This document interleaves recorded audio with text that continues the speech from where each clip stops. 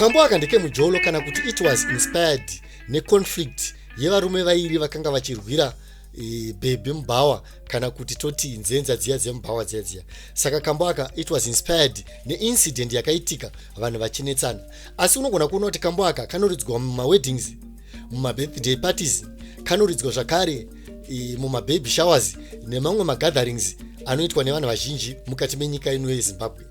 Nyaya inoita kuti vadaro ndiyeiko nekuti vanenge vasingazivi kuti kambo aka kanorevei. Dai vanhu vaiziva zvinoreva kambo aka, zvechokwadi vaizvireka. Sina Makosa, kambo aka kakanyorwa nemurume anonzi Yekurwira Shaban wekuTanzania, uyo akazomuvha zvakachibva muTanzania achienda kunogara munyika yeKenya.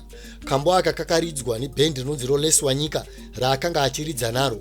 Ndobva varilisa kambo kanonziko Sina Makosa ikakaka. Regedzai ndigozoita breakdown yekambo aka kuti mazwi kana kuti mashoko akashandiswa ipapo anomboreveiko kune vanoziva. Tinotenderana kuti zvechikwadi inyaya yakanga ichitaurwa yekurwira musikana kana kuti nzenza dziya dzemubhawa. Saka ndichaita breakdown yemashoko eincident yakaitika, izvo zvakazoita kuti murume uyu anonzi Omar Shaban uyu agozonyora kambo ikakaka kakanetsa munyika yeKenya nenyika dzakatenderedza Kenya kana kuti nenyika zhinji dzemuno muAfrica, tisingasiyewo nyika ino yeZimbabwe nekuti takazosara tosvika muindependence vanhu vachingoimba Sina Makosa, Sina Makosa pese pawaifamba waingoinzwa. Kambo aka kakarekodwa mugore ra1978 kachibva kazoreleaswa mugore ra1979. Kambo aka zvechikwadi kakaita hiti vakomana hatidi kunyeperana nekuti nanhasi vechidiki vamwe vari kukura vari kuramba vachitoita anonziwo macover version ayaya kana kuti kutora vodzokorodza nemisambo iriko mazuva ano vachikadzokorodza nekuti kambo aka zvechikwadi kanonakidza kunyange zvazvo vanhu vasingazive kuti mashoko acho anenge achitaura kuti kudiko. Asi mamelodies akagadzirwa ipapo nemaimbiro akaita murume uyu nechipota chake Rolesi wanyika aiwa vakomana, kambo aka kanonakidza. Asi mashoko aya munofanira kuti muzive kuti anoreveiko kuitira kuti musazongoridza kambo aka pese pese nekuti kambo aka kane zvakanotoreva pamashoko akaimbwa nemurume uyu. Kungotaura chete kuti Sina Makosa zvinoreva kuti I am not wrong pachirungu kana kuti handisi kukanganisa zvandiri kutaura, nekuti akanga achedza kutsanangurira mumwe wake waakanga achinetsana naye. Saka regedzai tipinde mukutsanangura kuti izvi zvinomboreveiko. Ndichatanga kutsanangura zvakaita kuti murume uyu agozonyora kambo ikakaka nekuti kari based on true story. Murume anonzi Omar Shaban uyu akaenda iye kubhawa, iye mbune muimbi uyu kunorowa 1 or 2 beers, munongozivawo zvemafaroka vanonwa ana manyika vanobva vati mhamba inonaka pana wamai. Akaona tsvara kadenga yakagarawo neumwe muchinda achinwa vachiseka zvavo. Asi Omar was looking very smart semunhu waartist plus ainwawo bhiya remhando yepamusorosoro. Musikana paakatarisana naOmar uyu pakabva paita chemistry. Besides kuti tsvara kadenga iyi yaivewo nemuchinda wayo waakanga ainaye mubhawa imomo vachinwa zvavo vachisekenyeka vachisekedzana. Omar akabva amuchonya neziso. Musikana akabva aenda straight kuna Sina Makosa komboza. Akasvikozevezerwa munzeve, munongozivawo nenoise inenge iri mubhawa unotoisa muromo panzeve yemunhu waunenge uchitaura naye kuti anzwe mashoko aunenge uchitaura. Muchinda akanga aine bhebhi pekutanga uyu zvakatanga kumunyon'onya achiona vanhu ava vachitaudzana vachisekedzana, uye akabvaona kuti uyu munhu haachatodzoka kwandiri.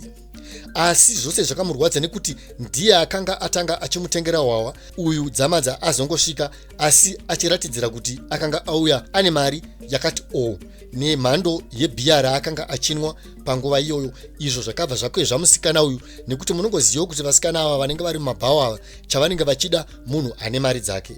Mukomana uyu akabva ati kana nekuti Omar akanga otosekedzana nemusikana uyu uye akanga otoisa order yekumutengero bhiya remhando yepamusorosoro.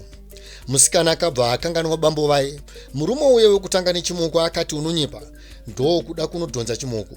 Omar akati hei wena. Paakanga oda kunodhonza musikana uyu achiti ko iwo unogoda kutamba neuyu, inini ndirini ndabvira kare nichikutengera doro, unoda kumbozvifambisa sei?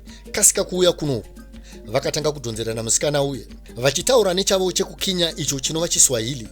Vakatanga kunetsana vachitaurirana panyaya yemusikana uyu. Paincident yose yakaitika iyi, bongozozo iri rakazopera mukunge vataurirana anova iwo ariwo mashoko aakabva azoisa mukambo ikakaka kanonziko Sina Makosa. mushure mekunge vanetsana kudaro mubhawa umu akazopedza zvake kunwa doro rake, vataurirana pamashoko aakazoimba mukambo ikakaka kanonzi Sina Makosa. Akazobuda oenda zvake kumba achidzedzereka achitsika matama enzira kuratidza kuti akanga adhakwa, asi hondo yose yakanga yaitika mubhawa iyi yakanga ichingonomunetsa mukati memusoro wake kana kuti mupfungwa dzake, mukufunga kwaakanga achiita kuti asi zvamboitika zvezvo munhu uyoye anga achimbonyatsofunga here zvekuti angadi kuti tisvike pakurwira musikana wemubhawa. Akabva atofunga kambo achitongofamba munzira achienda kwaakanga achienda kumba kwake, apo aiimba achingoti asina makosa we bwana, sina makosa we baba. Chifume chemangwana acho Omar Shaban akabva amuka akananga kupractice izvo zvakanga zvatomunonokera kare nekuti rumbo urwu rwakanga ruchingoringa mumusoro make.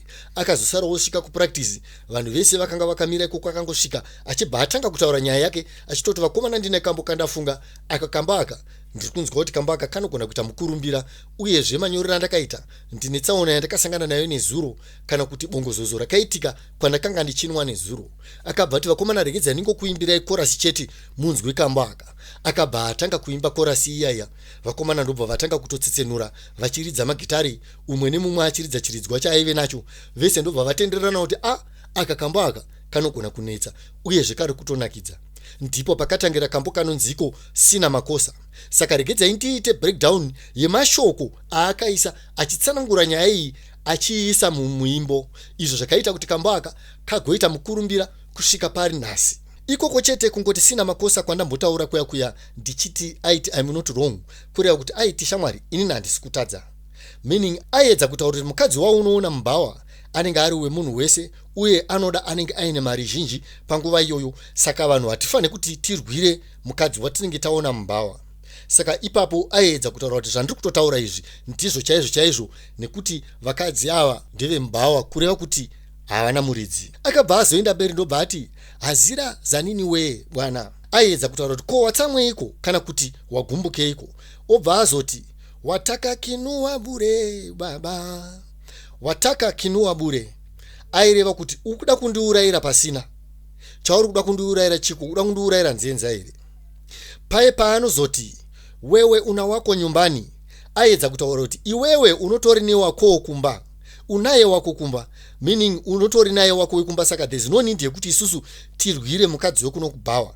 Ndobva azoti zvakare nami nina wangu nyumbani, aedza kutaura kuti neniwo ndinaye wangu kumba. Saka takangofanana patiri panapa, vatasangana naye uyu ndiwe kuti tikangoona muno munhu mubhawa tinongomuona tobva tangotamba naye tobva tamusiya toenda kune vedu vari kumba. Ndobva azoendera mberi achiti chuki yanini kati yangu mimi na wewe. Saka tonetserana chii kana kuti tovengerana chii papa panzenza iyoyi. Ini newe sevamwe varume, achizotiwo zvakare nasema sina makosa we. Yakanga iri ngori emphasis paanozoti nasema pai achiti inini zvandiri kukudza zvechokwadi, ichi ndicho chokwadi, hakuna chimwe chokwadi chinodarika icho chichi. Saka there's no need yekuti tirwire nzenza iyi mubhawa. Paaizoti yulesi wako aedza kuti uyu haasi wako. Ndobva azoti zvakare nami si wangu, achitiwo neniwo haasi wangu. Tikuone zvakare muchiridza kambo ikakaka pamichato, pamabirthday, pamababy shower kana mimwe misangano inosangana vanhu vachiungana zvavo vachifara, nekuti pakambo aka chiri kutaurwa kurwirwa kwenzenza. Saka zvandiri kutaura zvese izvi Sina Makosa, kureva kuti I am not wrong. Thank you.